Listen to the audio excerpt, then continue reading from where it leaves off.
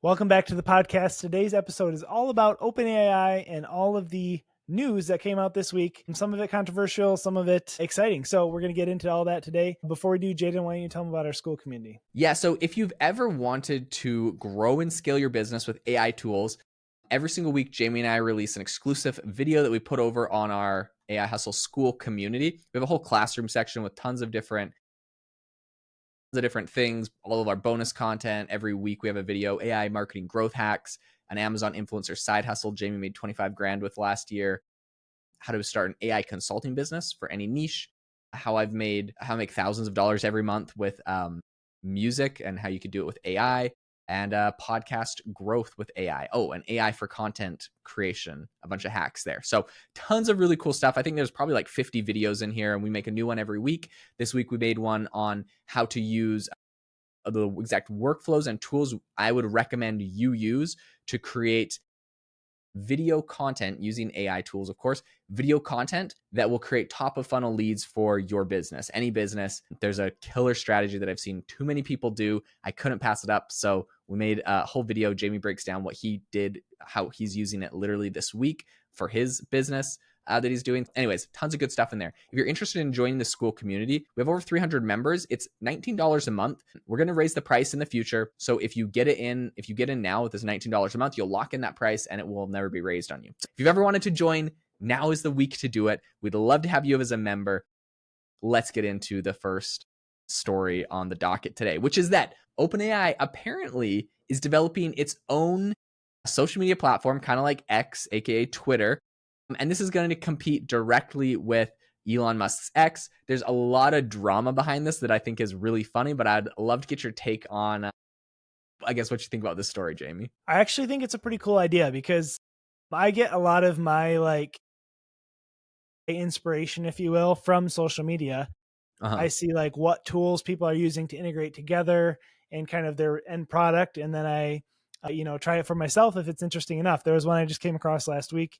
This guy basically just recorded a video of himself sitting, in his chair in his living room, and then he turned himself into like this caveman in ChatGPT 4.0, like edited himself into like this cool caveman scene, and then he used an app called Hedra AI to turn it into like this animated. So it was like him talking, but he looked like he was a caveman in a cave. So I tried it myself, fun stuff like that. But either way, AI inspiration is important, even if you're trying to grow your business, finding out what tools people are actually using in the real world. So I actually could see some utility to an app like this. I'm not sure I would spend hours scrolling on it, but I think the idea is interesting. Yeah, the thing that I thought was like, if you've ever seen Midjourney, they have like a section on their website or whatever where it's just like all these images that people have generated, and so you can kind of like see them, and it's kind of interesting. And so it kind of made me think of like Midjourney's feed where they'll show you a video or like images that people generate. You could make a social media feed maybe around like if you generate a really funny thing that you could maybe share it to this. ChatGPT already has the ability to share a specific post. So if I'm on ChatGPT and I have a conversation that I'm like, oh man, this thing is awesome, they have a share button where you can go and like share that specific conversation.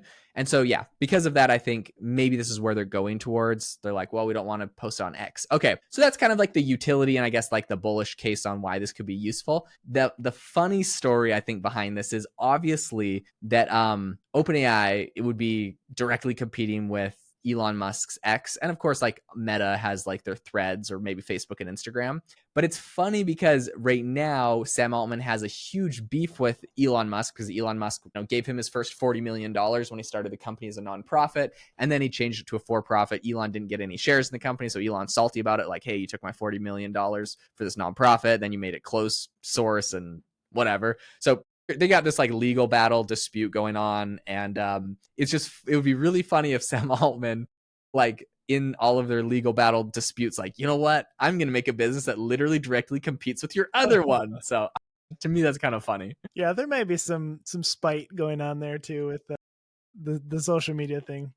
That's funny. It says apparently, so Sam Altman, the CEO of OpenAI, has apparently been privately asking a bunch of outsiders for feedback about this new tool. It's in the very early stages right now. At this point, we don't really know if it's actually going to ever launch. Maybe it's going to be like the Apple car, where it's this kind of almost legendary mythical unicorn of a product that everyone talks about, and maybe they even spend a ton of money on, but they never actually launch it. So I don't really know.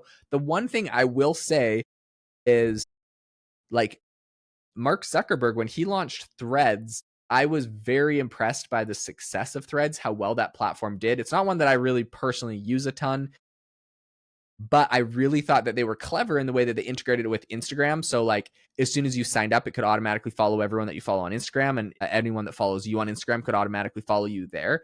And so I think if you do some clever integration stuff, there is some network effects that you could work out. OpenAI doesn't really have a network effect. You're not following anyone on OpenAI. They do have GPTs, and maybe you like someone's GPT, and maybe they're going to try to work it in there. The one thing they do have going for them, though, is just an insane amount of users. We found out a couple of weeks ago, they said they had 500 weekly active users. That's 500 million.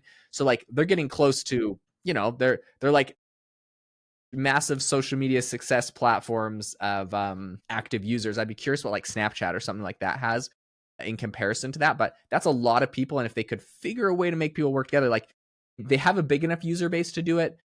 They just have to get like the network effect right to make people actually think this is useful, not a funny gimmick. It's kind of like the GPT store feels a little bit like a flop. I would worry it would go down the same rabbit hole as that, but I don't know. Yeah, and I mean, I feel like this is going to bring us to our next story, but when it came to the Threads example, when you automatically have your following kind of move over to Threads, and if they're trying to do that too much, I could see how it could be a safety concern for people, like if they are using their data or private information and they accidentally share it, or if it's automatically shared somehow, they could run into some trouble too. Speaking of which, OpenAI also mentioned this past week that if a rivals release a high risk AI, that they're going to adjust its safeguards. So I don't really know exactly what that means. We're going to get into it, but it sounds a little bit scary.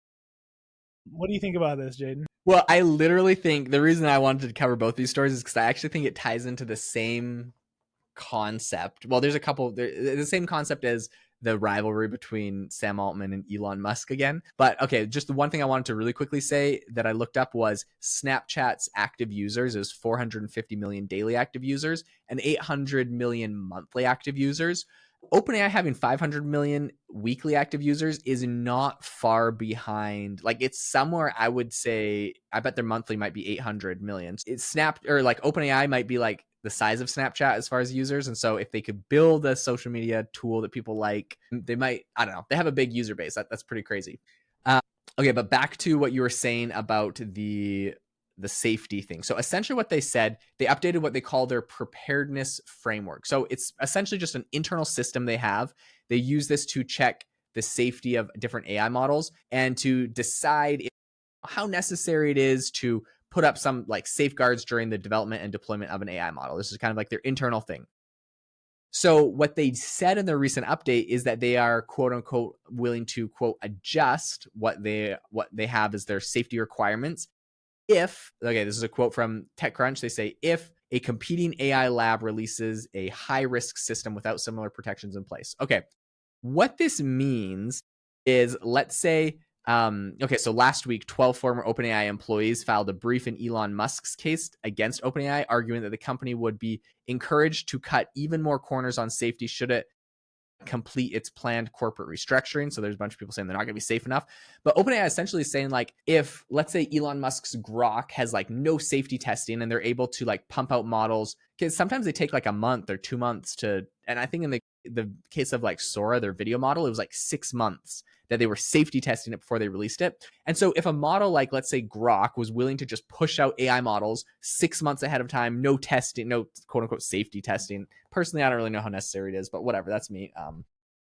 But if they're willing to push it out with no quote unquote safety testing, and all of a sudden OpenAI seems like really archaic and is behind, they're saying, to adjust their procedures and also push the stuff out. Now, Grok is one example.